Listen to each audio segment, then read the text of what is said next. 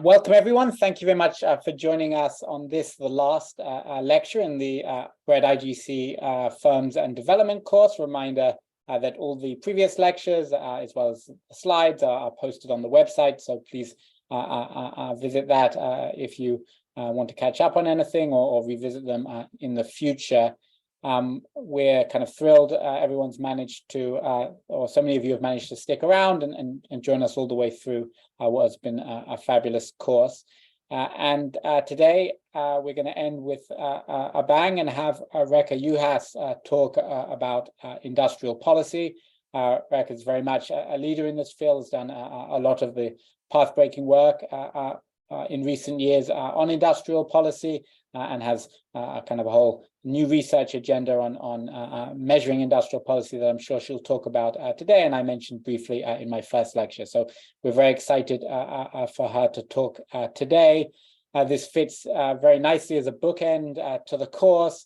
A lot of what we've been talking about up to now are various distortions that lead to misallocation, one of the most prominent being externalities of various sorts. And today we'll be thinking about kind of optimal policies in order to rectify that, how those have worked historically, and where to go from there. So I'm extremely excited to hear this lecture today. So take it away, Reka. Okay, so good morning, everyone, or good afternoon. Thanks very much for logging on. This is going to be a lecture on industrial policy, but sort of just to flag up front that it's way too large of a topic to fit into 90 minutes. So I've decided to narrow it down to the topic that I think fits best into a course on firms and development, and that's going to be the empirics of the infant industry argument. So, okay. So where I'd like to start today is to just give you a definition of industrial policy. So the way I like to think about it, IP is intentional state action directed at changing the structure of the domestic economy. And there are sort of two aspects to this that I'd like to call out. One is that I think it's really useful to think about industrial policy as something that is goal-oriented. And in particular, it has something to do with the government's long-term vision for where they want the economy to be, for what the structure of the domestic economy should be in the long run. So, you know, the classic case is that historically, developing countries have used industrial policy, as kind of the name suggests, to achieve industrialization and structural transformation. There's a lot of IP these days that has the long-term goal of achieving the green energy transition. Okay, the second aspect of this that I'd like to call out is that we typically think of industrial policies as being selective in some sense, in the sense that they're not sort of targeting all firms in the economy in some way, or they're not building kind of infrastructure that has the potential to affect all firms. So these are sort of selective policies. The literature often refers to these as vertical policies because they're often targeted at specific sectors. I tend to like the selective policy better because I think there are policies that very much fit industrial policy, such as R&D policy, export promotion policy, green energy transition, green energy promotion policies that aren't necessarily sort of sectorally specific, but are selective activities nonetheless. Okay, so among this broad class of policies that fits industrial policy, today I'd like to spend a bit of time thinking about one strand of the literature, which is the infant industry argument. So I think this is maybe a helpful time to try to make the link to how this fits into this course more generally. So Dave and David started their first lecture with kind of the unsurprising question for a development course that asks why some countries are rich and some countries are poor. And the infant industry argument sort of gives a very sharp prediction for this. So through the lens of the infant industry argument, developing poor countries are stuck in a bad equilibrium. That is, under free trade, they specialize in low growth sectors. So sort of in Dave's kind of organization of how we think about these things, actually both things are going wrong. The economy doesn't produce the right things. Resources are being allocated to the wrong activity. And they also don't produce them very well. So productivity is also relatively low. Now, sort of the good news or the optimistic news is that government intervention can move the country from this bad equilibrium to a good equilibrium, basically by changing what is produced. So by implementing policy that will shift the composition of economic activity in some way. And this, in our models, kind of magically is also going to change how well it is produced. So it's also going to improve productivity. Okay, and I'm going to give you sort of a toy model in the next couple of slides to fix ideas, and I hope that this intuition is going to become really clear. The key prediction is that in this world, certain industries that are not competitive today at free trade prices can become competitive in the long run if they're given temporary trade protection. We typically think of this as being, so historically we've thought of this, the simplest case of this is an import tariff that's going to produce a protected internal domestic market, but there's going to be a whole host of sort of other policies that will try to achieve and that can achieve the same thing. Okay, so this is probably not the first time you're hearing about infant industry protection.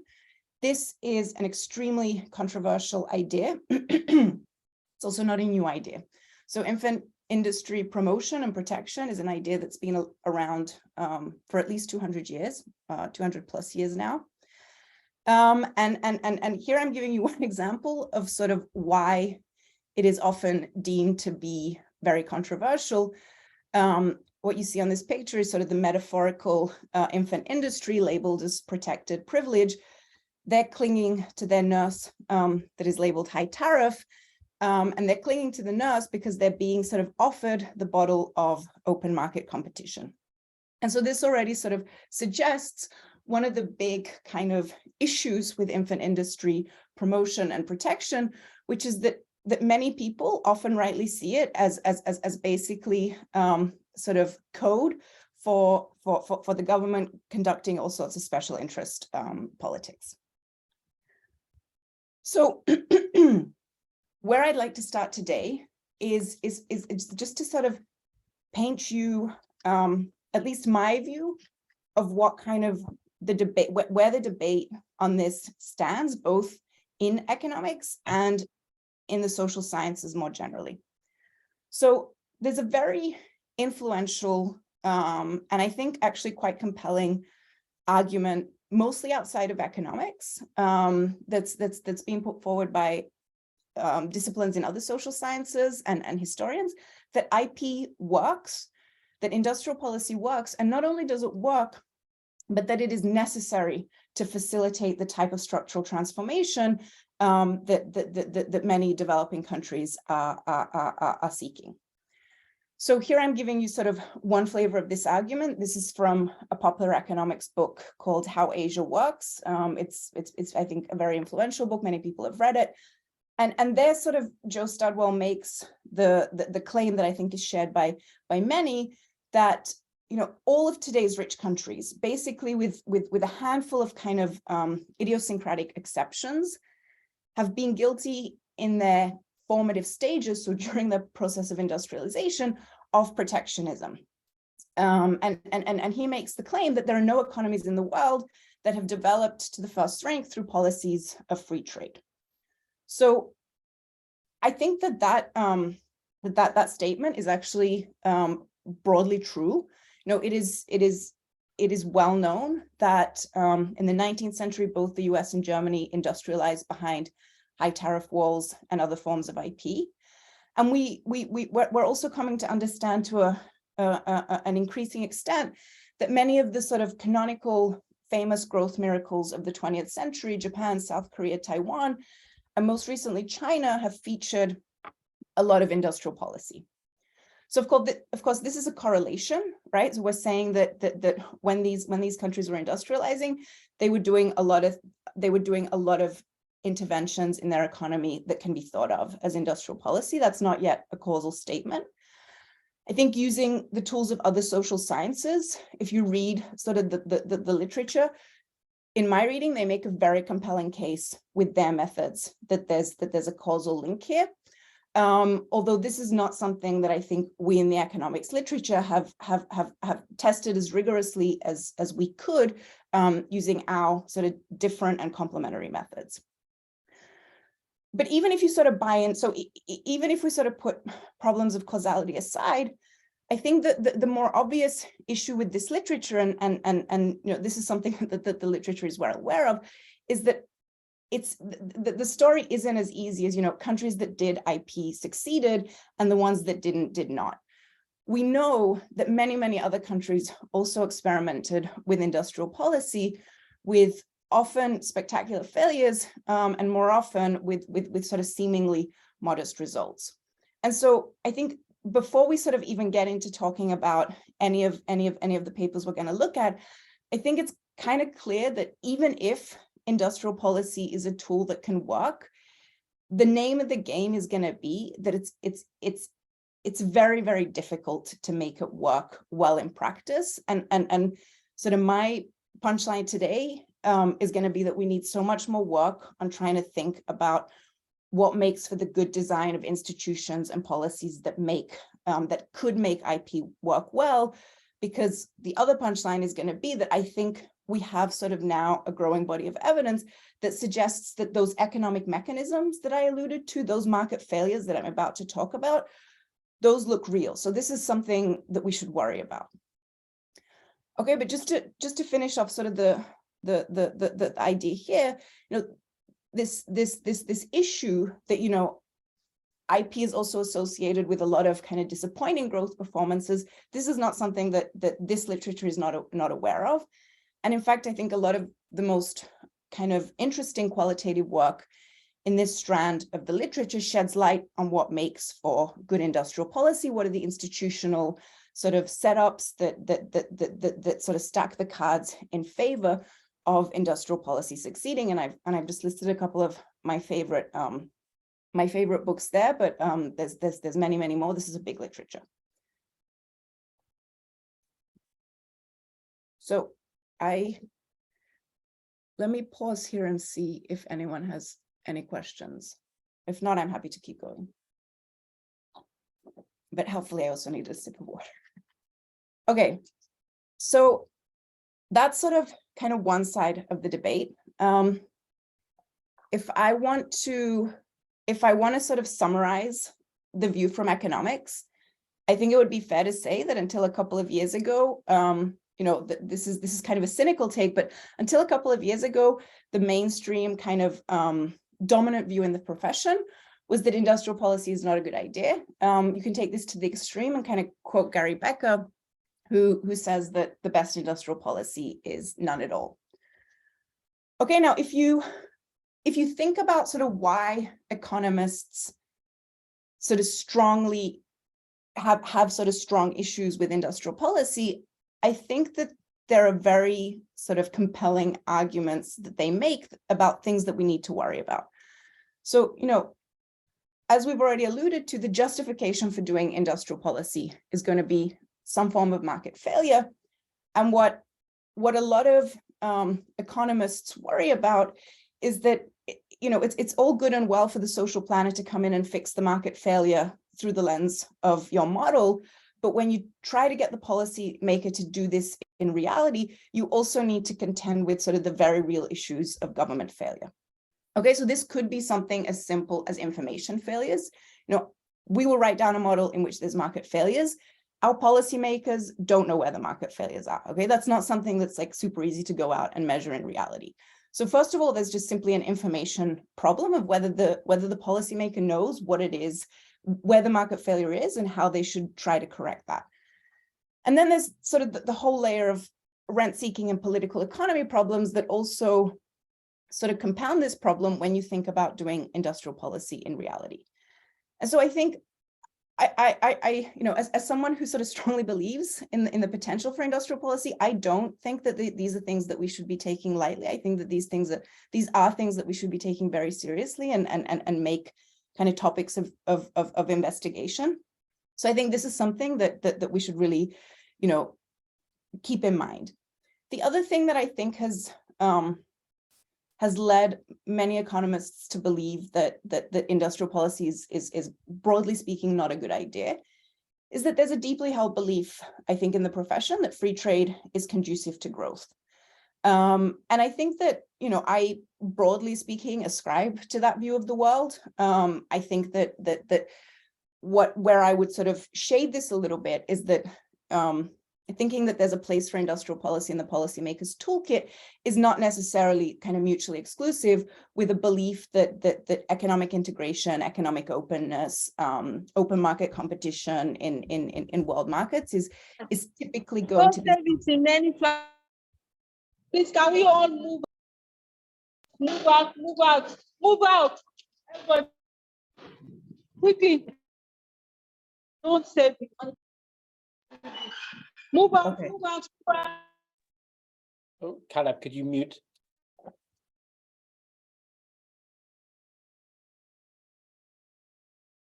Okay, I think I'm going to keep going. Yeah, okay. Okay, so the point I was trying to make is that I think it's not sort of mutually exclusive to believe that economic integration that economic integration is typically something that we should that is typically sort of conducive to growth, and believe that there's potentially also a place for industrial policy in the policymakers' toolkit. You know, taking even if sort of I take the most extreme views on all this and think that, you know, there's a really compelling case for free trade in all cases, and, you know, government failure is something that I really worry about. Where I think the profession has sort of fallen short until sort of the last couple of years is that when you look at sort of the body of empirical work on which we've sort of based our strong views that industrial policy doesn't work, that is sort of extremely thin. So I encourage you all to look at Anne Harrison and Andres Rodriguez-Clare's excellent handbook chapter from 2010 on this topic. And you can see that there's sort of a really nice large body of theoretical literature. They talk about the qualitative work. And when they talk about sort of the empirical work that's out there, you know, every single section ends with, we need so much more work in this area. Okay, so I think what my other big message to you all as PhD students is going to be is that this is an excellent area to be researching in. The sort of the number of low-hanging fruits that we have in this field is enormous, and we need sort of new creative ideas, fresh people to sort of enter the field. Okay, so here's a roadmap of the talk. I'm going to spend just a couple of minutes giving you sort of the simplest toy model possible to give the theoretical justification for industrial policy. And I think this is going to be helpful because then as we go to the empirics, I'm constantly going to keep referring back to sort of all the indirect ways in which we're trying to test for what the theory predicts, and where sort of indirectly we're going to be trying to get at assessing whether those market failures that we're going to talk about are really there. I'm then going to show you sort of two kind of recent papers that I think really put front and center identifying kind of the economic mechanism of infant industry. And then I'm going to talk a little bit about where I think there really hasn't been enough work, which is to try to get at understanding this implementation, to sort of really work towards understanding what policymaking looks like in the real world. When does it work? When does it go wrong? And how can we sort of design institutions and policies that would potentially make it that would potentially stack the cards towards us doing better versions of IP. Okay, let me pause there for a second and see if there are any questions. Reka, there's one in a Q&A here. There's a 2019 paper by Mazzucato and Cato where they argue for mission-driven industrial policy. That is to use industrial policy to target social and environmental goals rather than just correct market failures. Would be great to hear your thoughts on this. Yeah, okay, so I have many thoughts on that, but let me give you the sort of 1 minute view on this. It's ironic that this question came up because I am based in Vancouver, and the government of British Columbia has worked with Mazzucato on designing one of these mission-oriented industrial policies for British Columbia. And we've been talking to policymakers recently here about sort of how they're thinking about these things. So I think the two big things, three big things that I think about this are, one, I think Mazzucato has a lot of great ideas. I think she's sort of, particularly her earlier work on the entrepreneurial state, I found really interesting. Where I think I disagree with her strongly is that she sort of really, I think, she really rejects this idea that we should be thinking about industrial policy through the lens of market failures, and I strongly disagree with that. I think that to think of this coherently, we have to think about a world in which we're trying to understand what the rationale is for intervention. And you know, I think there are ways to come up, you know, if you move outside of so the strict lens of economics, there are possibly sort of geopolitical reasons why you might want to do things differently. But I think that market failures just gives us a very sort of rigorous framework for thinking about these things. The other thing that I think is kind of problematic with this mission-oriented approach is that it's very slim on the details. You know, if you look at sort of BC's, I think their economic plan is Stronger BC. You know, all their missions are things that, you know, we all want. You know, the mission is to have good jobs. The mission is to have a green energy transition. Like, who doesn't want that? But I think where really the trade-offs and the difficulties with industrial policy come in is like, what is it that the government should be doing? Like, should the government set up a plant to manufacture batteries in Vancouver? Maybe, I don't know. I think that's probably not a great idea, but you know, you need to sort of move down one level into the details and the specifics and think about the trade-offs. If we're spending $1 here, that means we can't spend $1 somewhere else. And so I think that while there's this kind of merit to thinking about missions, I think that we also need to take seriously how the implementation works. I think where a lot of industrial policy goes wrong is precisely in implementation. And I think that sort of not focusing the light there and focusing it sort of one layer up, that really sort of leads policymakers astray. And I think where we as economists are really sort of well tooled up to think about these things is in terms of how to make policy work. And I'm going to sort of try and allude to this later, but you know, the things that are difficult about industrial policy are not necessarily unique to industrial policy. Like a lot of the things that we worry about in monetary policy share analogies with industrial policy, yet we don't think the government shouldn't be doing industrial policy. We've spent a lot of time as a profession figuring out how to make institutions work in ways that are incentive compatible for getting us to what we want the policymaker to be doing in terms of the long run. I think many of these issues are similar for industrial policy, and the devil is in the details. Like, I think figuring out missions is great, but we need to move one level down, and then thinking about, you know, if you want to build a publicly owned EV plant in Vancouver, like, what is the market failure that you're trying to address there? Like, what thing are you going to do that the private sector couldn't do well? I think that market failures just gives you a very clean way of thinking about these questions. So that's, yeah, I guess we can sort of, I'm happy to talk more about this offline, but I think that while Mazzucato brings sort of a lot of fresh thinking and great ideas, I think what we need to worry about are the details and how to get implementation right. Okay, so I'm going to jump straight into the conceptual framework. So I'm going to show you something that is super, super simple. This is how we teach it to undergrads, but I find this actually the most useful way of thinking about infant industry. So as we alluded to many times, the justification for doing industrial policy relies on some market failures. This is typically going to be some sort of externality. I'm going to write it down here as an external economies of scale, because that's going to be static, and so it's going to make our life really simple. But I'll talk in a couple of slides about how in reality we think that these things are probably also dynamic.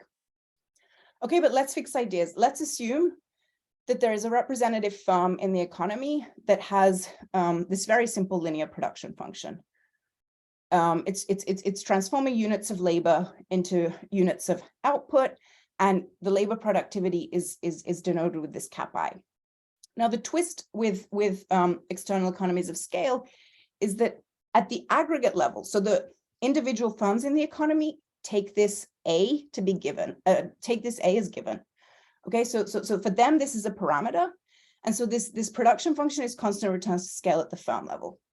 However, at the aggregate economy level, this A depends on how much, on what the domestic economic activity is in this sector, right? So basically what this is saying is that labor productivity depends positively on the scale of the domestic industry.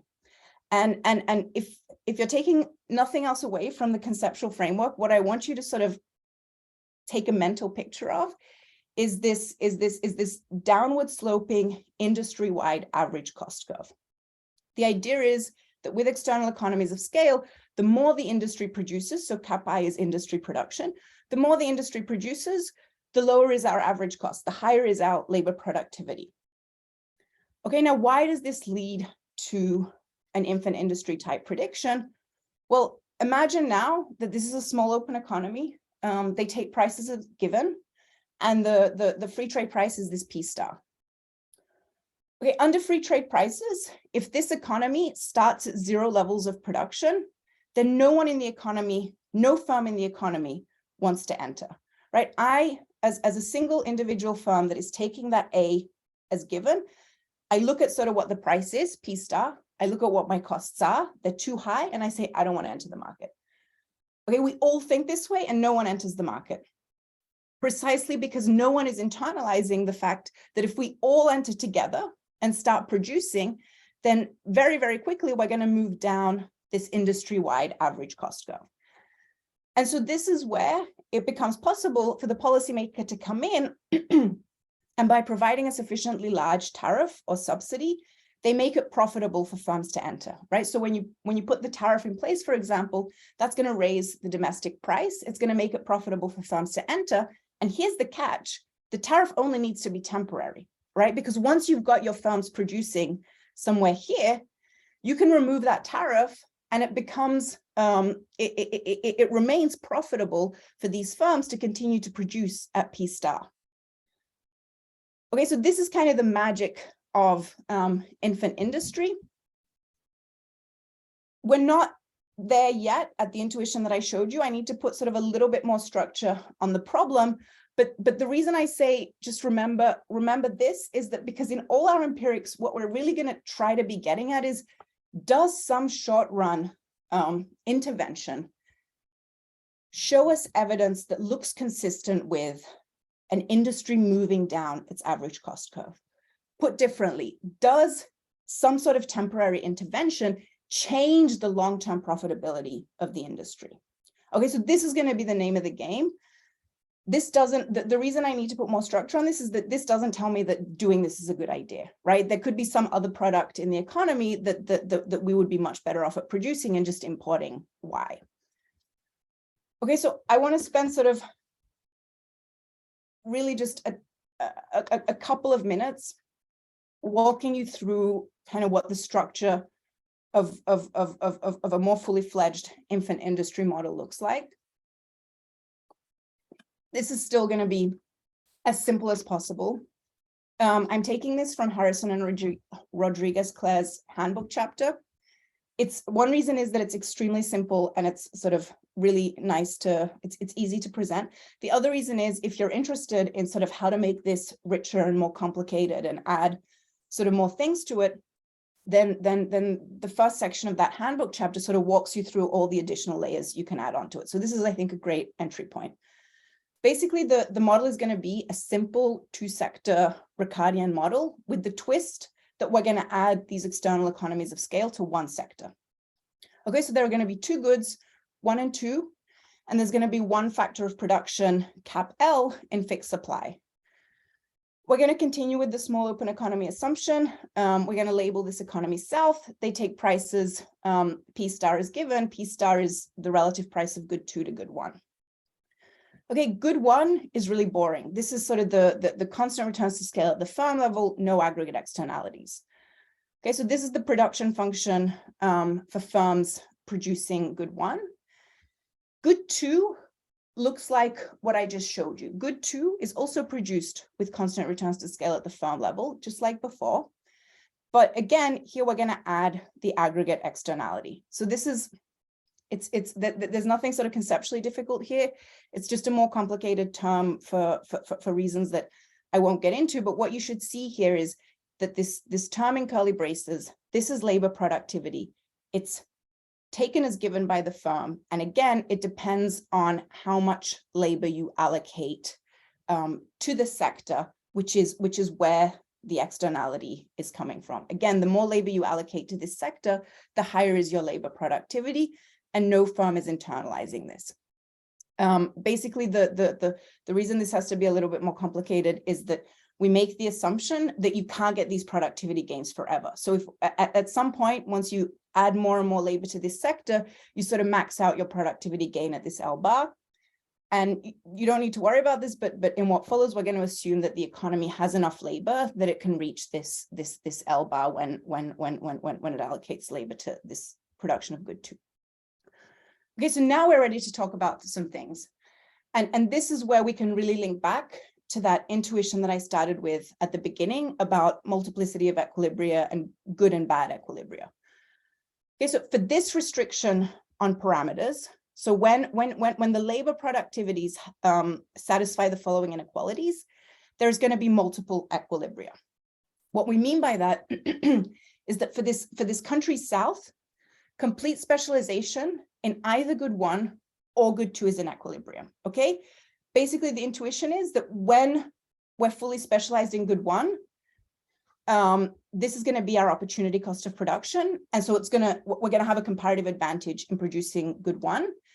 And when we allocate all our labor to good 2, our opportunity cost of production is going to look different, precisely because we're getting these external economies of scale in good 2, and then we're going to have a comparative advantage in good 2.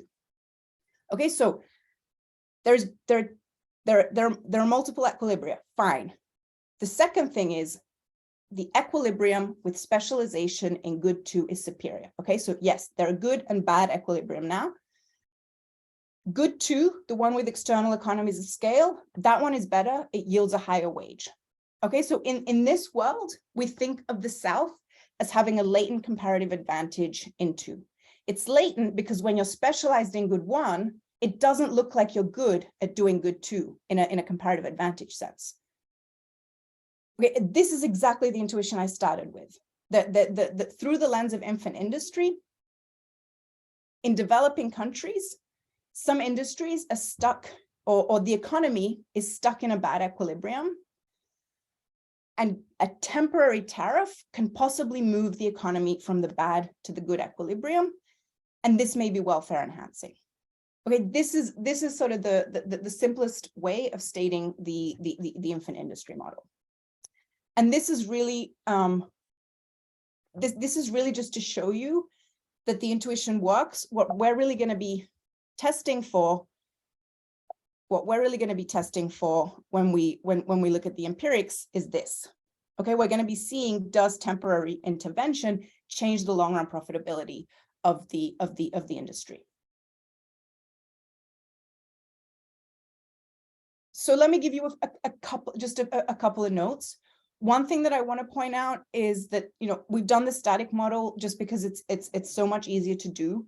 But more generally, we think of this process as being dynamic. That is, that it's not that we all enter the sector together today and magically our productivities are higher. We think of productivity today as depending on cumulative output today. And this is going to be important because this is going to basically justify why in empirical work, we really want to focus on sort of long run outcomes. We think that if we think of these as learning by doing externalities, we think that if these learning by doing externalities take time to realize, we need to be sort of observing this industry over a fairly long time period to allow time for the industry to move down its average cost curve. The other question that I think I just wanted to sort of address immediately is that, you know, I can write down lots of models of the economy and derive all kinds of crazy predictions. Like, is writing down an externality in this way, is this something that seems just ludicrous? Or do we think that it's reasonable to believe that there are these types of localization benefits, that firms have these sorts of spillovers from production? And I think that you know, just before we get into any of the empirics, it's important to point out that this is not something that we believe isn't sort of potentially a strong feature of the real world. So there's a nice handbook chapter by Rosenthal and Strange, which talks about this. And, you know, just the sort of simplest stylized fact that speaks to this is that if you think about the distribution of economic activity across space, it is extremely, extremely concentrated. There are many reasons for that, but one sort of prominent reason in the literature is that firms benefit from being close to each other in this type of spillover way. Okay, now the other sort of thing that I want to flag at the outset is that this really does look magical, right? Like, you don't, you know, the policymaker, and this comes back to this point that I made at the beginning, that the policymaker changes through their policy the allocation of resources. You know, you put labor from good 1 into good 2, and all of a sudden we also become more productive. Okay, and one thing that I think is probably not true in reality is that this process is unlikely to be completely passive in this way.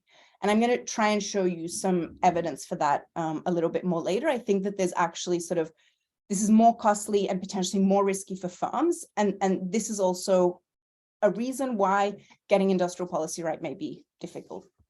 The last sort of technical point is that tariffs are actually not the most efficient way of correcting this market failure. Melitz has a nice paper on this, but particularly in the case of developing countries, it's often the only one that is feasible.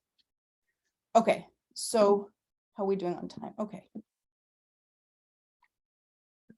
So let me start building the bridge from the theoretical predictions to empirics. When we think about evaluating industrial policy in the real world, I think something that is very important to bear in mind is that there are really 2 layers of treatment. And it's typically very difficult to isolate them. Usually we get a context and we have to isolate the 2 together. So the first layer of treatment is the economic mechanism. You know, this is a question about, here's this industry, is the infant industry mechanism here empirically relevant? That is, are market failures in this sector really there? And do they look sort of like they're sizable? Typically, we don't get to analyze this very cleanly, okay? Because typically, we also have an entire layer of the policymaker doing the industrial policy on top of this. And so when you're evaluating a particular case of infant industry protection, you're also evaluating, did the policymaker identify the right sector? Is the policy measure effective? You know, in our models, a tariff is going to set the right incentives for firms. In reality, a tariff just might create a cushy domestic market, and it might not sort of get firms to move down that long run average cost curve. In the model, that happens passively, as I said. In reality, it might be a lot more complicated. And then there's the whole political economy. Okay, the reason I say this is that most empirical studies are going to have to get a lot of both in there. And so we shouldn't be surprised if the literature is going to find a lot of mixed findings. We shouldn't think of it as being somehow contradictory, that sometimes we find that industrial policy works and sometimes we find that industrial policy doesn't work. In fact, I think the name of the game is, if we have enough evidence to believe that this is an important force in reality, then this becomes kind of the object of interest. The object of interest becomes, in what cases can the policymaker do this well? And how do we design institutions? How do we get the policymaker to do this well? I'm going to show you today, I'm going to show you two papers which get as close as possible, I think, to isolating the economic mechanism. And it's going to be for that reason that at the end, I'm going to sort of argue that it seems that in some cases, you know, it seems likely that the economic mechanism is relevant. And then that gives us all the more cause to worry about implementation. Okay, there are three empirical challenges that I want to talk about related to evaluating IP. One is that IP is hard to observe, you know, different to a minimum wage, different to tax policy. Industrial policy is typically not something you can go out into the real world and easily observe. Why? Well, think of our sort of textbook example of tariffs, an import tariff. We know, we've talked about this, an import tariff could be implemented to protect an infant industry. But we know that a very important justification or a very important motivation for doing for putting in place tariffs is to raise government revenue. That's even more so the case in developing countries. We also have empirical evidence that tariffs are used for terms of trade reasons, for special interest politics. And so, you know, just observing the tariff schedule of a country is not going to tell you what the industrial policy stance of that country is typically, because there's all these other things that tariffs are being used to do. This problem is then compounded by the fact that a tariff is only one policy tool that you can use. There's many, many others, a production subsidy, a land grant, technology policy. These are, again, all things that could be used for IP rationales or for other rationales. And so, again, we have this observability issue. I think for this reason, much of the best work, I think, in the industrial policy literature in this type of infant industry strand uses industry-specific studies. Because in this case, we have sort of the contextual information, we have the government policy documents, we have the historical accounts, we have the newspaper reports that all talk about what the goal of the policymaker is when they put this policy in place. And here again, I want to link back to that definition I started with. Industrial policy is goal-oriented action. We really need to understand the goals of these policies before we start classifying them as industrial policy. The second sort of challenge is that we want to evaluate long-run outcomes for the reason that I told you. Typically, we think that these external economies of scale are not static, that they're going to have a dynamic component, and that it's going to take time for the industry to move down its average cost curve. All the recent work that I'm aware of does this, so they all evaluate medium to long-term outcomes. And we'll actually see in one of the papers that I'm going to show you today that you really see this sort of nice gradual kind of takeoff of the industry. And it does seem at least sort of consistent with this idea that these dynamic learning by doing gains are taking time to materialize. Okay, the final thing that I want to sort of flag is that with industrial policy, credible research design is really crucial. And this is where I think a lot of the research, the earlier research in the 90s sort of fell short a little bit. You know, more than sort of your typical regression, here IP is inherently endogenous, right? The policymaker is not targeting industries at random. And so, and making that even sort of worse is that it's not obvious which way the bias will go. So in the case of infant industry, the typical worry is that the policymaker is targeting an industry that would have taken off anyway. So, you know, think of the US and Germany in the 19th century with the high tariffs. The worry is we can't interpret that as causal because maybe the US and Germany would have industrialized with a much lower rate of tariff too. But with other cases of industrial policy, the bias might be downwards in OLS. And so really we need to think about credible research design. The literature has focused on three broad questions. One, and this is the one I'm going to talk about today. One is whether the infant industry mechanism is empirically relevant. And this is really trying to get at that first layer of treatment. Like, can we sort of either design a credible research design that gets rid of a lot of layer 2, or can we somehow find some natural experiment that switches off most of layer 2? We want to assess, is this something we should worry about in the real world? You know, if the market failures are not there, then Gary Becker's right. We should do no industrial policy at all. If the market failures are there, I think at least there's a reason to kind of worry that we're missing something really big. The second question that I think the literature has made some recent progress on, but I'm not going to have time to talk about it in a lot of detail, is whether industrial policy targets the right sectors, right? This is getting at the question, and this is already getting a little bit into the implementation layer, into layer 2.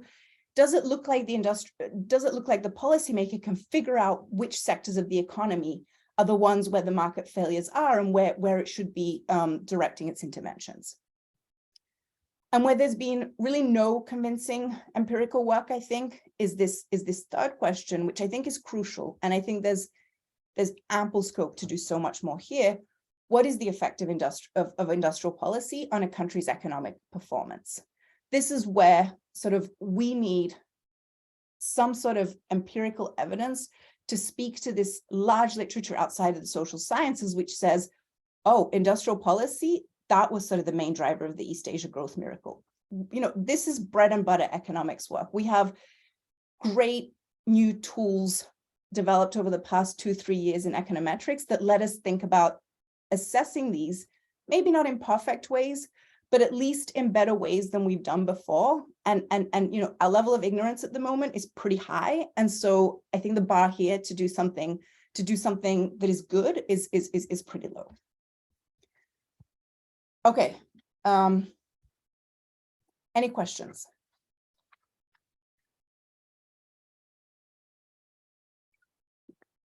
There are a couple from the chat. One quick one from Raul Castro Corona is, do you have anything to say about industrial policy induced institutional change? Is this a relevant area of research? Another question here is, are there any papers out there that make a horse race between economies of scale and learning by doing? And finally, besides IP helping firms produce under lower marginal costs, is it unambiguous that it should increase competition? Perhaps it will lead to higher markups once you take industrial policy away. So feel free to answer some or any of those. Okay, let me answer one that I think I have a good answer to.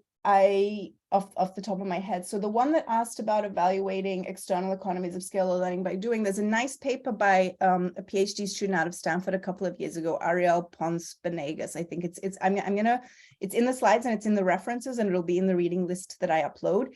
He evaluates industrial policy in Japan, and he looks at evaluating whether Japan was successful at targeting industrial policy towards sectors with these types of static external economies of scale, or towards dynamic economies of scale, these kind of more learning by doing type things.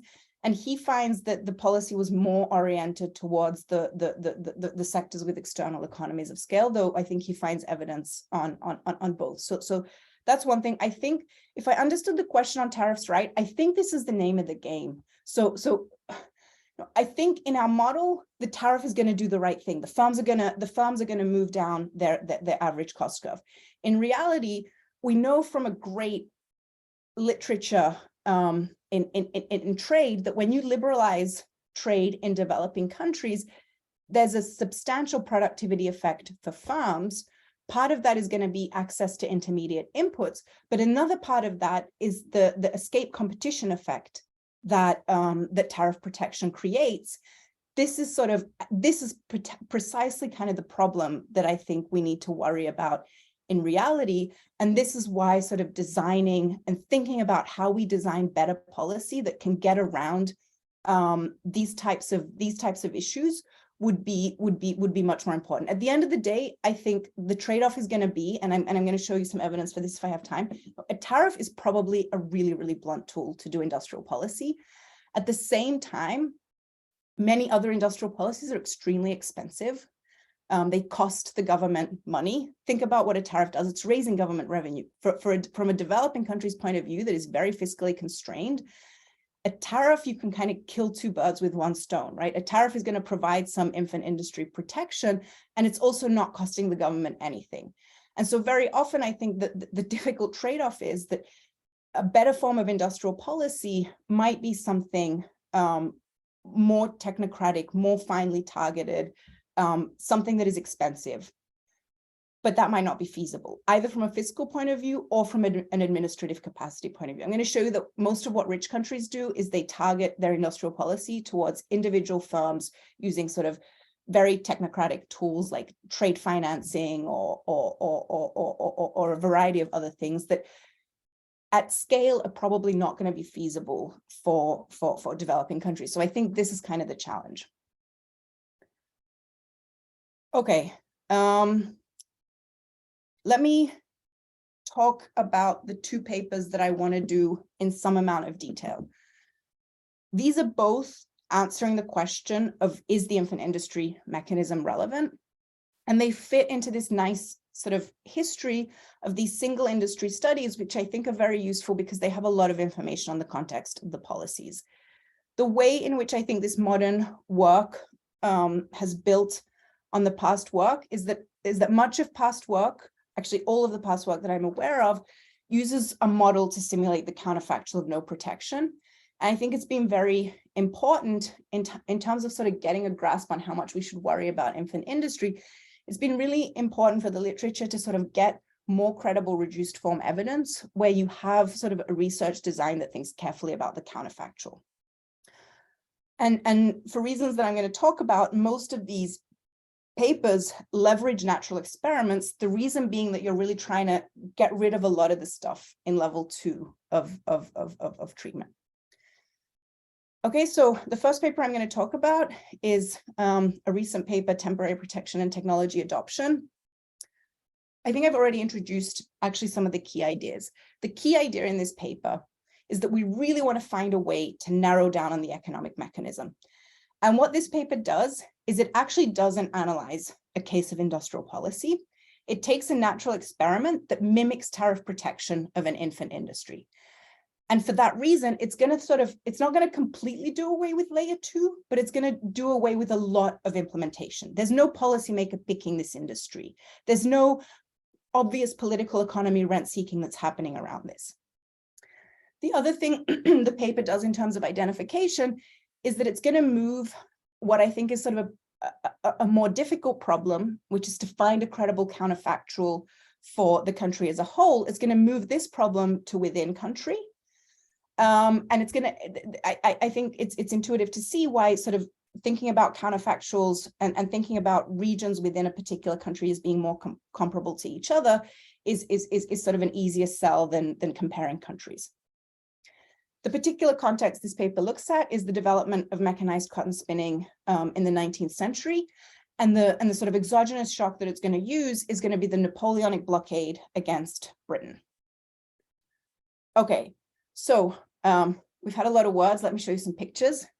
One discussant to this paper once referred to mechanized cotton spinning as the iPhone of the 19th century, and I've used it ever since because I think this is actually a really nice analogy. Cotton textiles was sort of the engine of the first industrial revolution. It was the flagship industry, and importantly for us, it was invented in Britain. We're going to be looking at France.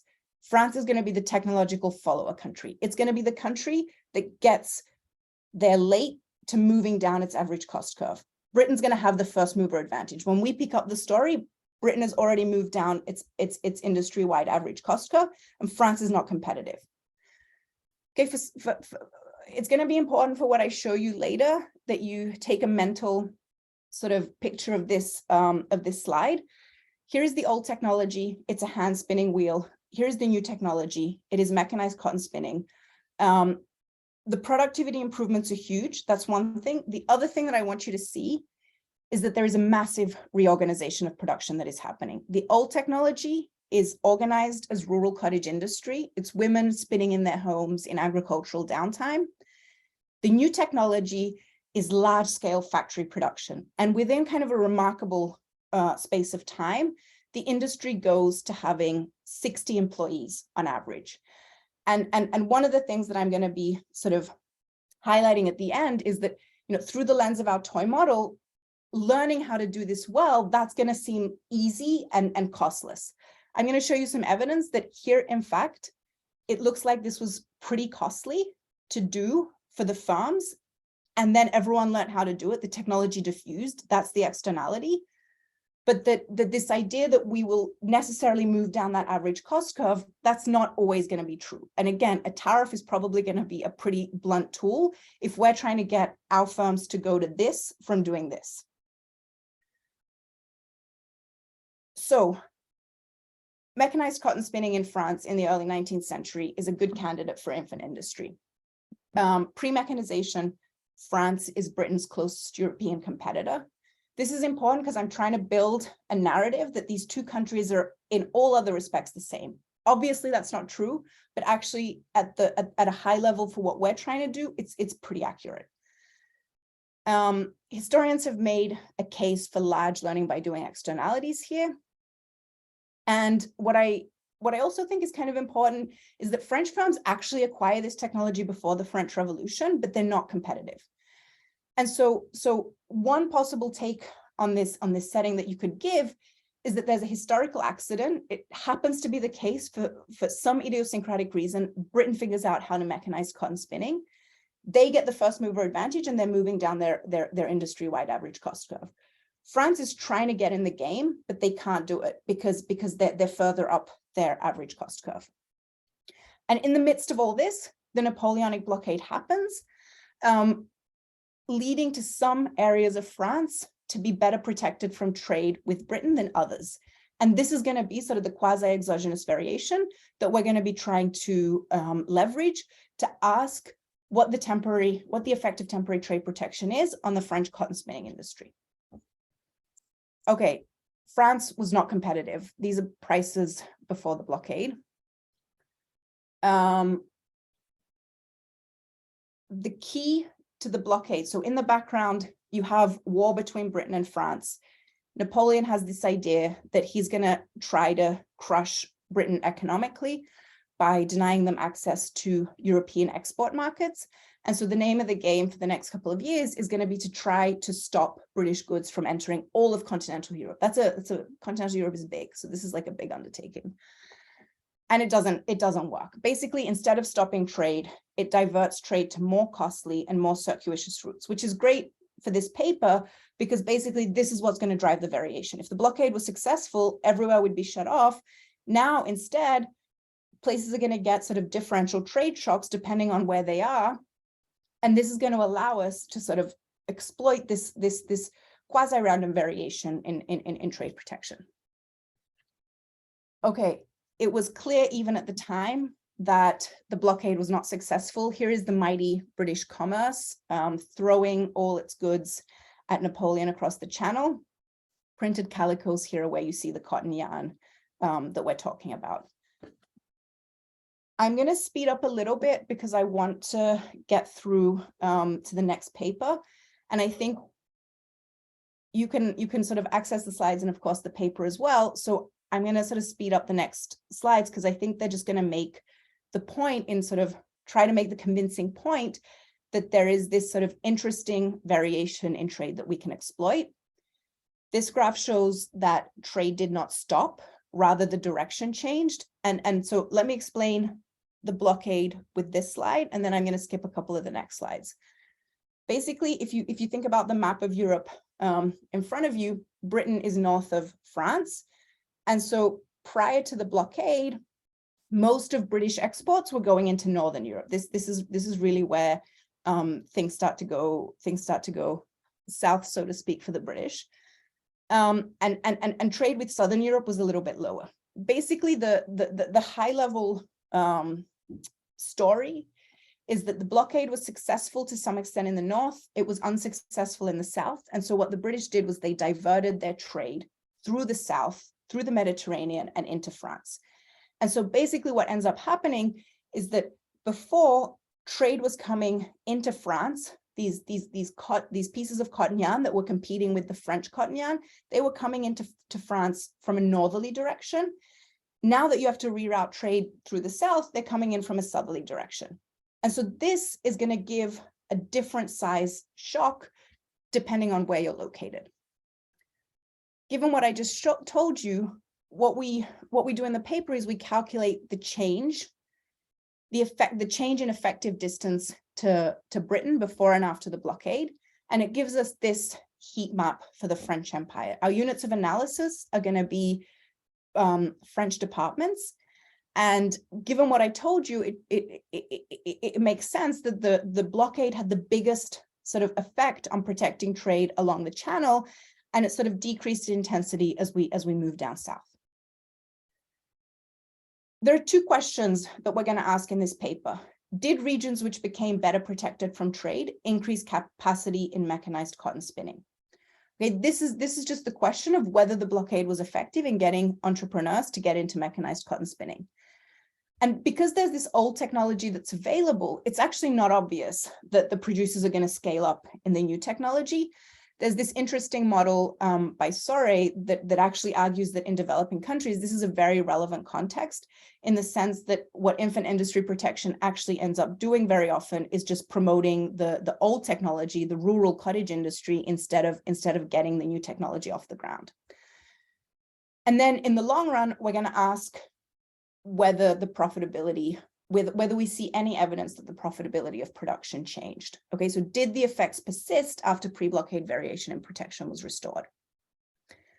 So in the short run, we look at a diff and diff strategy with varying treatment intensity. And the question is, did protection render mechanized cotton spinning profitable in the short run? The baseline specification that we're going to look at looks at the number of spindles. That's sort of the relevant measure of spinning capacity. The number of spindles in department I at time t. We normalize this by population to make them comparable, and then the coefficient that we're interested in is gamma. That is, we want to see how changing protection, changing effective distance to Britain, changed capacity in mechanized cotton spinning. The identifying assumption is that more and less exposed regions of France would have trended similarly in the absence of the trade cost shock. There are two sort of things you worry about here. I'm going to skip these, but you can see the details in the slides in terms of what the paper does to try to address these. Okay. I'm going to do the eyeball econometrics thing and show you the visual of how spinning capacity changed across France. And then you can look at the regressions, if you like, afterwards. What you should see here is that pre-blockade, spinning capacity is, of course, concentrated more in some departments of France than others. But sort of reassuringly for us, there seems to be sort of a fair amount of activity happening in the south. And this is good because we're trying to build a case that the south would have trended similarly to the north in the absence of protection.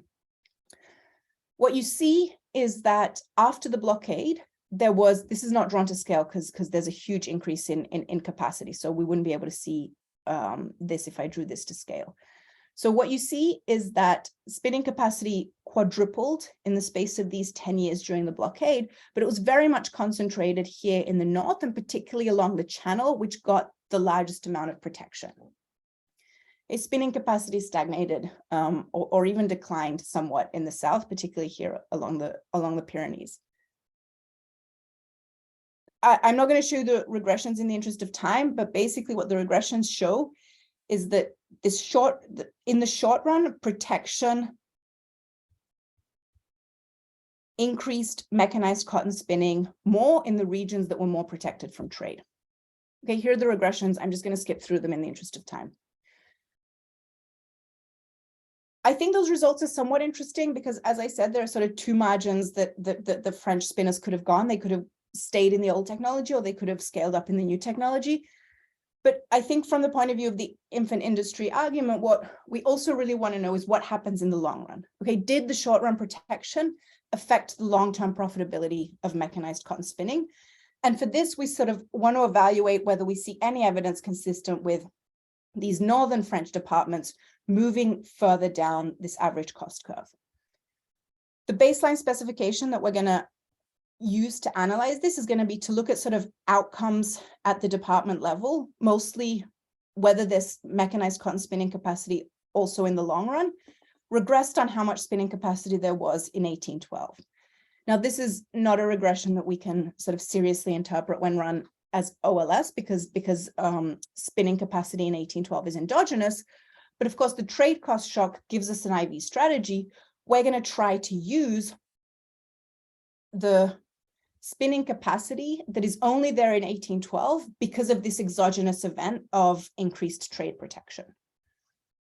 Okay, and what you see, and we see this also in the two SLS regressions that I won't show you, but visually you can see that the industry sort of not only persists in the north, but this is where sort of the dominant location of the industry is. By the late 19th century, you don't really see any spinning capacity in the south. And this is very consistent with the idea that northern departments got sort of a head start moving down their average cost curve. When pre-blockade variation in trade protection was restored, these northern departments had an advantage. And now in the within France competition, these southern departments weren't really able to catch up. Okay, I want to spend just a couple of minutes thinking about why temporary protection worked in this case in the sense of helping the industry scale up. And there are three things I want to say. One is that this case fits nicely, I think, as close as possible to the textbook case of one country gets a first mover advantage. In reality, I think when we're looking at this from the point of view of developing countries today, you've just seen a bunch of lectures for other distortions that are happening in the economy. And so we can't really think of all else being the same. Okay, so I think when we think about how to apply the logic here into the real world, we need to think about what other distortions any type of infant industry protection would interact with. The other thing that's really important here is that the entrepreneurs in France, they actually wanted to mechanize. Okay, they only needed a little bit of help. And I think this is what is potentially not the same in other contexts where the state is really trying to strong arm entrepreneurs into entering a new sector.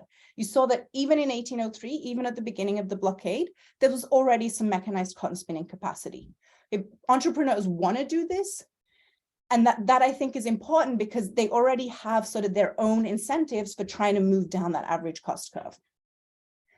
And then the final thing I want to say, and this is something we've already talked about a little bit, is here, of course, protection happened because of war. And even though this protection sort of mimics infant industry, it mimics the effects of a tariff, I think there are sort of certain important differences, the most important being that because this is a situation of war, I think it's reasonable to expect that these entrepreneurs had a lot of uncertainty as to whether protection would actually last.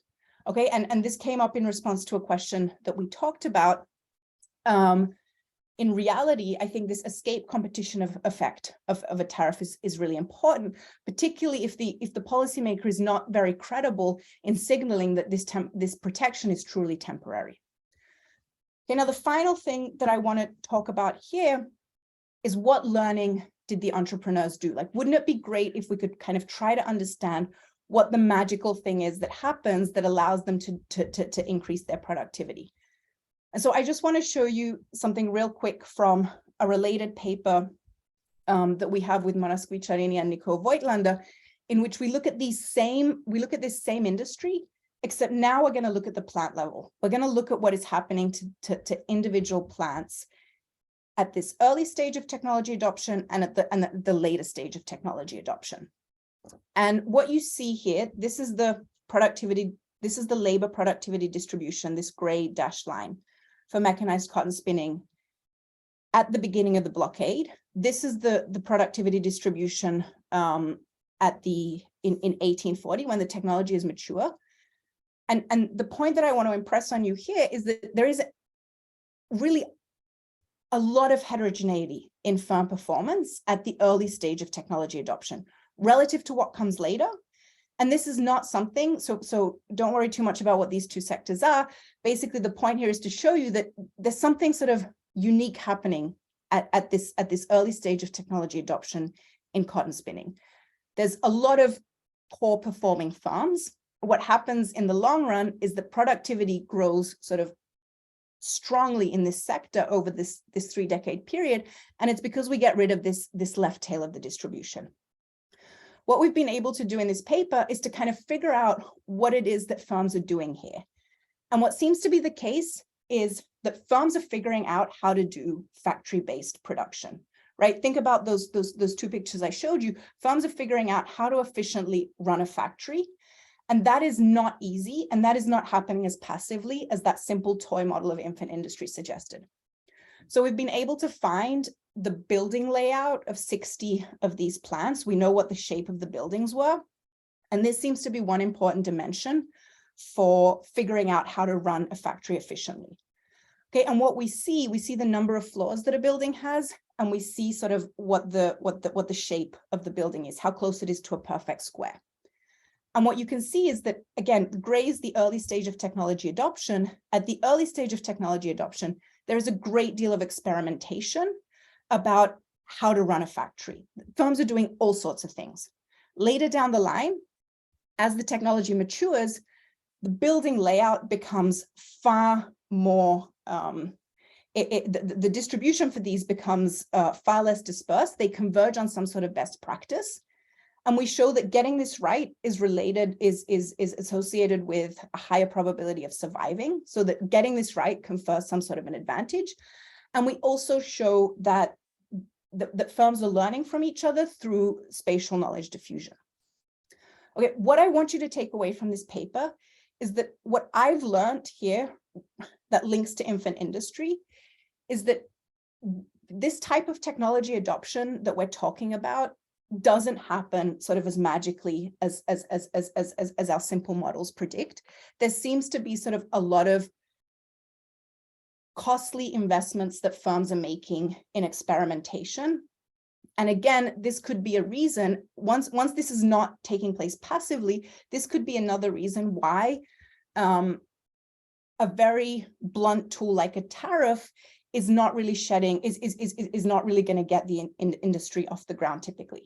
And here I sort of want to echo Eric Verhoeven's point from lecture 2, which is that I think it's an excellent point that we need so many more detailed case studies as opposed to just focusing on TFP. We need to sort of try to find creative ways of opening up what is happening inside the firm when they adopt a technology, for example. I think this is really relevant for thinking about infant industry, where in many cases the policymaker is trying to get the industry not just to enter a new sector, but to adopt technologies, new ways of doing things. And I think that's actually pretty hard, and that might have its own sort of market failures as well. Okay, so in my last sort of 15 minutes or so, I'm going to walk you through the other empirical paper. I think to conclude with this paper, I think there's like a reasonable question one can ask, which is whether we threw the baby out with the bathwater. So what does this episode really teach us about industrial policy? You know, this is such a sort of synthetic laboratory-like setting. We don't even have real industrial policy taking place. And I think that's actually, for learning about industrial policy in the real world, I think this study is like, it falls really short. You know, people have often asked me like what the policy conclusions of this paper are, and my honest answer is nothing. Like, you know, don't take this paper and go out into the real world and do anything, because we're missing all of layer 2. Okay, so I think the strength and the weakness of this paper are the same. The strength is that it gets us to focus as cleanly, I think, as possible on the economic mechanism and show that this is indeed potentially something to worry about. But it also doesn't really speak to what industrial policy looks like in the real world.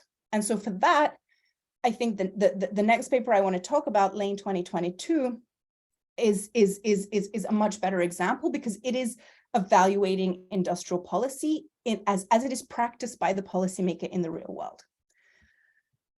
Okay, so this paper belongs, and I think it's actually the first paper in a now growing list of papers that is reevaluating the East Asia growth miracle. I think there's still plenty of work to be done here.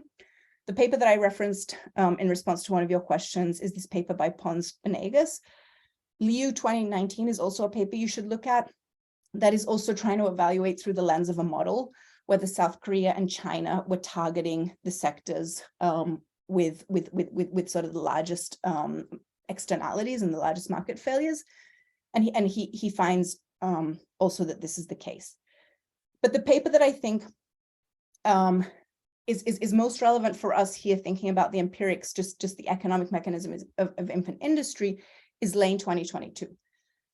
I think here the trade-off is going to be that because we're adding layers, we're adding elements of layer 2, the policymaker actually doing the treatment, the identification can't be as clean, almost by definition, but we're getting a lot more of reality here. And I think that is a trade-off well worth paying. So the title of this paper is Manufacturing Revolutions, Industrial Policy and Industrialization in South Korea. And what Nathan does in this paper is he evaluates South Korea's heavy chemical industry's push in the 1970s. I'm a huge fan of this paper, and I wanted to show you this today because it really is kind of a textbook case of a country attempting to shift its comparative advantage in the way that our toy model was suggesting, in a pretty radical way. Okay, so 1970s South Korea had very, very little experience in the type of heavy industry that it was trying to get into. Every single person that the Koreans went to in the international community to get money kind of laughed them out the door. Okay, no one thought that this plan was a good idea. So no one, you know, through the lens of our model, no one but the government was willing to bet that they had a latent comparative advantage in heavy industry. So how did they pull it off? Well, what Nathan argues in the paper is that basically the political crisis of the US kind of withdrawing a lot of its overt military support for the South, that led to a crisis. Park Chung-hee launches a dictatorship. And one of the flagship policies in this era is an industrial big push for military self-sufficiency. Right, the South Koreans are worried about an invasion from the north. They don't have any capacity to build arms and munitions themselves, and so the idea is that they need to get better at doing these things really, really fast, because we've just learned that the US is not going to be as helpful as they said they would be.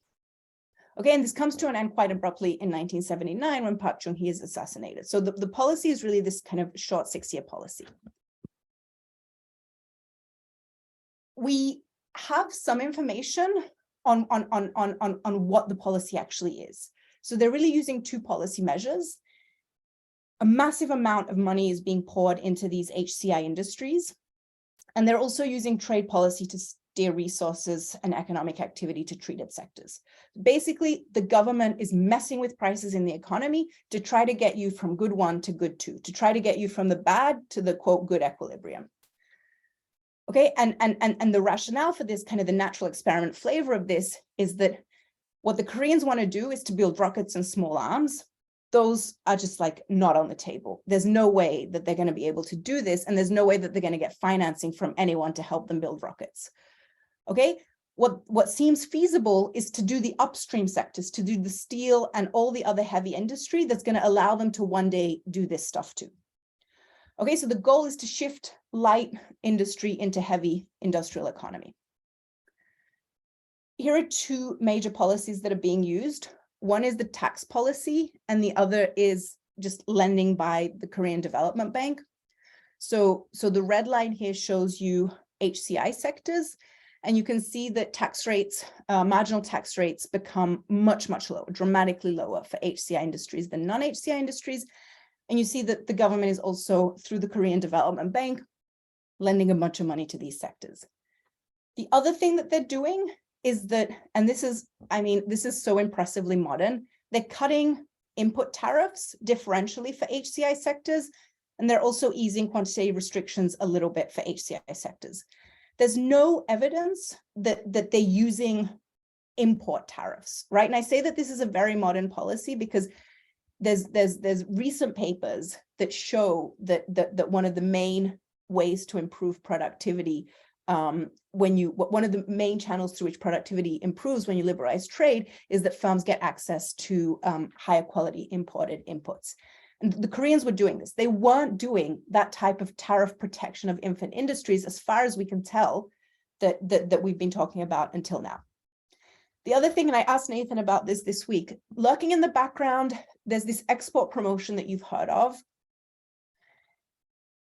Nathan said he didn't find a huge paper trail for this, but there's no explicit policies that he found that was pushing firms to export, but this was sort of the unwritten rule of the day. You were producing, you had to export. So there's this massive, you should remember that in the background, there's this massive sort of de facto push from the government that you have to be putting your stuff on international markets.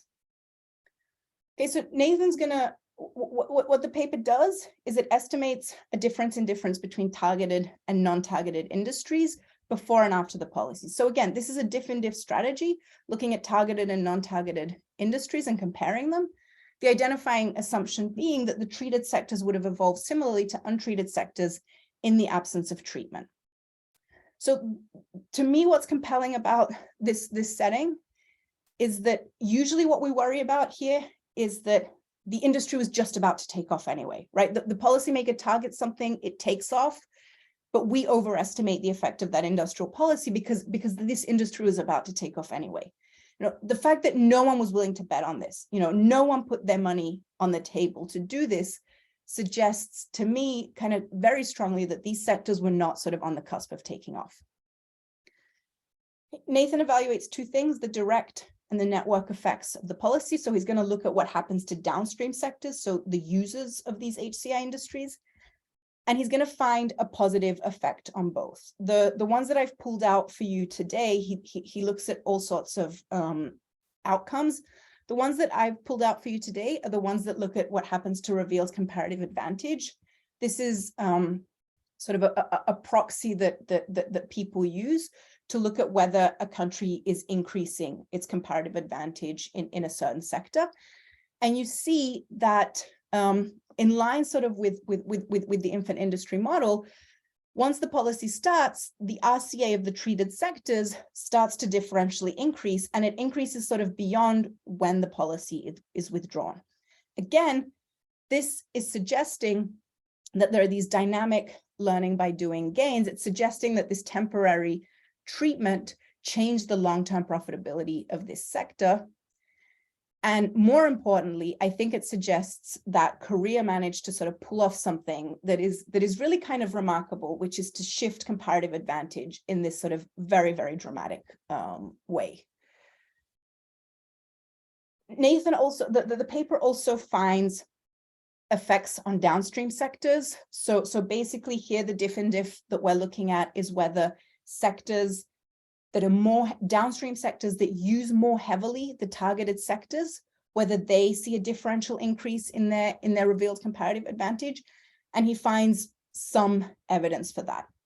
What's interesting about this, before we all get sort of too optimistic about industrial policy, is that this is kind of in sharp contrast to what we've seen in other papers. So Bruce Blernigan has a really nice paper in the Economic Journal in 2014, where he evaluates sort of the exact same thing. He looks at steel industrial policies in a variety of different countries, and he evaluates how these industrial policies affect downstream sectors' export performance. So he looks at whether sectors that use steel heavily, whether they see an increase in export differentially after these industrial policies are put in place. And so the sort of sobering news is that particularly for the less developed countries in the sample, these sectors do substantially worse. Okay, so South Korea is very, very much an outlier here. Again, I'm going to sort of reiterate something that I've said many, many times. I think that the big question here is how and why are some countries able to do good IP and others not? I think I'm actually ready to mostly wrap up. What I would love for you to take away from today is that my reading of the literature is that these papers and some other papers really sort of make a pretty strong case, I think, that the infant industry mechanisms that we've seen in the toy model at the beginning, that they're empirically relevant. Now, remarkably, this HCI drive in South Korea managed to engineer a pretty remarkable shift in comparative advantage. But we've also talked about both episodes being somewhat unique and somewhat synthetic. Now, there seems to be a lot of things in these episodes that suggest that the stars really needed to align and come together. When I asked Nathan about this week, about the South Korea paper, I think his take was very much that this political crisis sort of solved a lot of the political economy problems and created a context in which this policy could be done. And it's not clear that the policy would have been implemented in normal times. Okay, but while I think we need a lot more papers in evaluating the economic mechanism, as I think you've probably sort of surmised from what I've said, where I think the gaping hole in the literature is that we have very little information and we have very little data on evaluating IP as it is implemented in the real world. And that's where Nathan and I, with some fantastic co-authors, have been trying to sort of think about pushing the literature forward a little bit, in particular in getting to these layer 2 questions about real world implementation. And to do that, I think we feel that there are sort of 2 things we need to do. One is that we need to figure out a better way of measuring industrial policy, right? The approach in the literature that we both have taken in previous papers has been to study individual contexts that we can understand really well. But this is not going to work at scale. Like, we have to find a way that isn't reading off the tariff schedule that allows us to identify industrial policy. And we'd really like to do this for many cases so that we can start comparing things, so that we can start looking at, what does the policymaker really target when they do this type of industrial policy.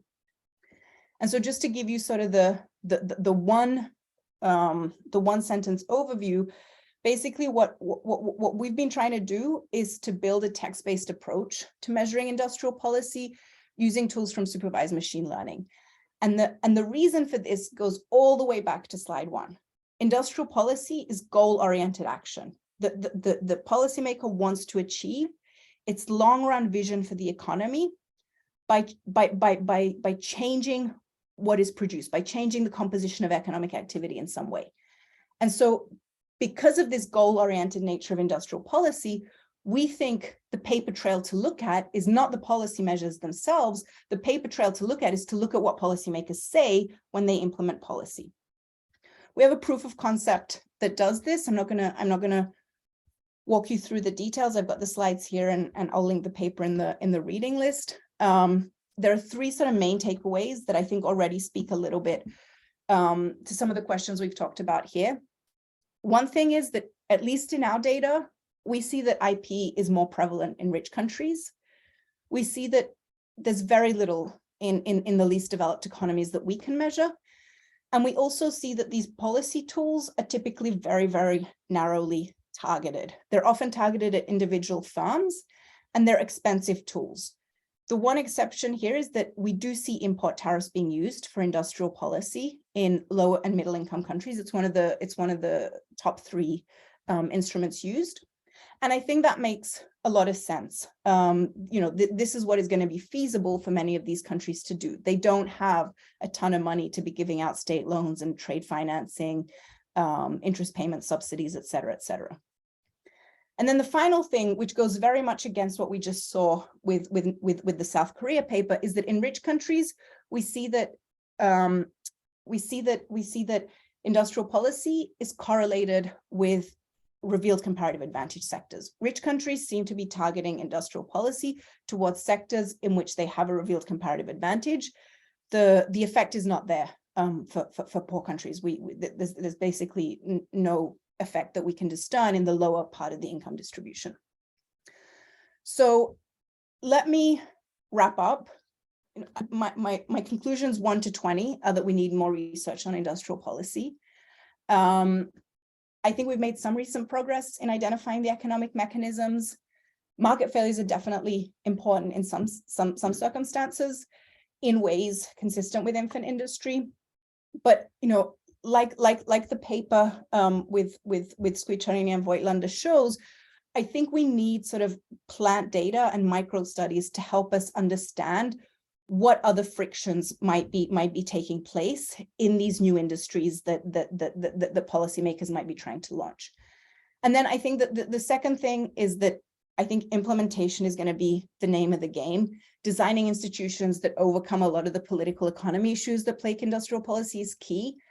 And here I think there's so much work for economists to do. The analogy with monetary policy is not perfect, but we figured out ways to design institutions so that policymakers can do what seems in the best interest of the economy in the long run, as opposed to being captured by sort of political problems.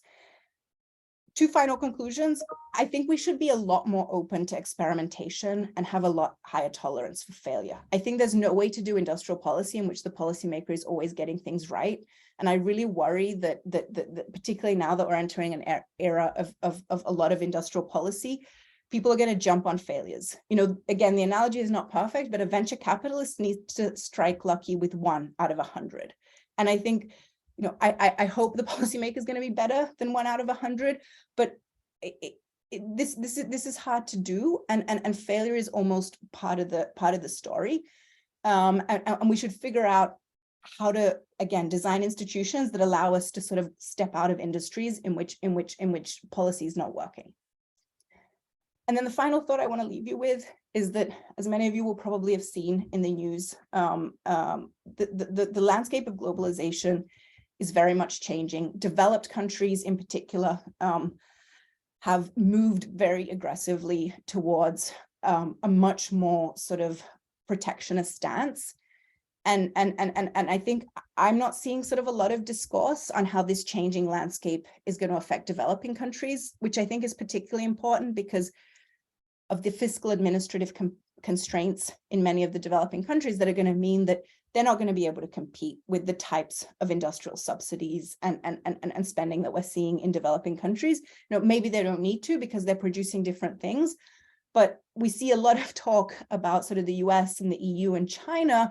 It would be nice to have people also thinking about what's going to be happening at lower parts of the income distribution if the world is really moving to a different type of globalization. Acknowledging that tariffs are often going to be the only viable tool for doing IP, and that these are actually also the most easily observable, which is important for sort of monitoring in multilateral institutions. Okay, so I know I'm out of time. Thank you so much for logging in today. And do industrial policy research. Reka, thank you so much for doing this, for stitching so much together in only 90 minutes, and for your very important, very true, in my opinion, call to arms there. So I just wanted to say a huge thanks to Brad and the IGC for their support in putting together this entire 8-part lecture series we've been running this month. To the lecturers who donated their time and their effort to put together those 8 lectures. To Caleb Andreasen, who's been behind the scenes organizing all the logistics along with his team at the IGC. And want to remind you that all the materials from this class are on the IGC website, as well as recordings of the lectures are also posted on YouTube. We hope those are useful resources for the next generation of work in this area. Thanks again for joining us, and we'll see you next time. Thanks again, Reka. Thanks.